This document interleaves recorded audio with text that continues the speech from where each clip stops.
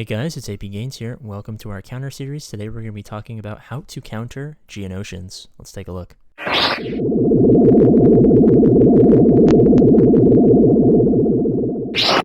Now, the Geonosian squad is definitely a tricky team to figure out and even trickier to counter if you don't know the proper game mechanics to exploit their advantages and turn them into their weaknesses.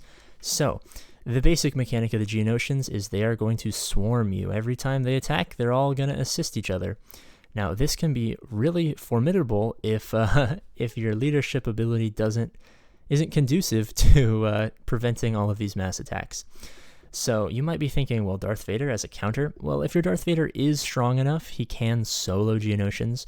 I do not recommend this, however, unless you know your Darth Vader's going first, and you know he's strong enough to basically one-shot everyone, which can be done.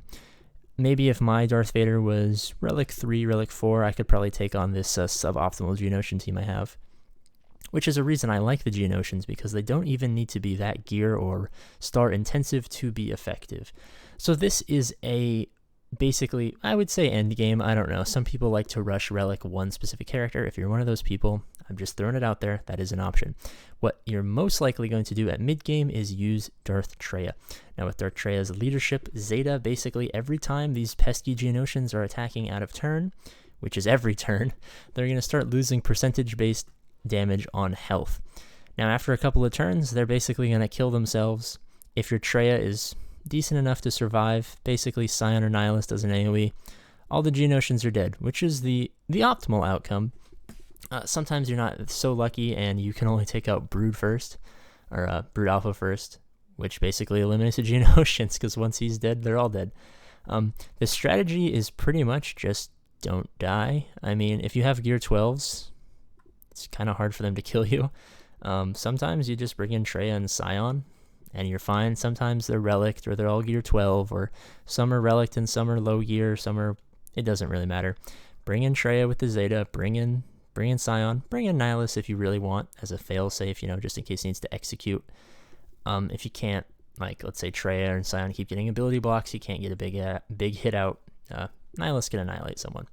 So this is the easy counter for mid-game players, and once you get to the mid-game and unlock Traya, Geonosians aren't really a problem anymore.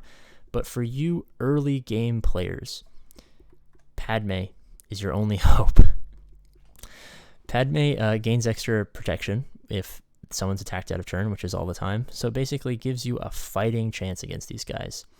Now, I know it's a suboptimal strategy, but it is the only strategy if you're early game and you don't got Traya and you only got Padme. It's your only chance at fighting Geonosians, my friend. I'm really sorry to tell you that. The basic premise is survive long enough till someone gets a ton of courage. I'm talking 25 to 30 courage, and then use their big hit. One thing that makes this a little bit easier is since they all share they health share percentage-wise across the board, big AoEs from Anakin really do help. They really, really do help, especially if he's Relict or Gear 12. They really help against the total health pool of the Geonosians, since they do share health. So with AoEs helping out, you basically got to hold out until you get courage, and then you one-shot Brute, and then they all are downhill from there.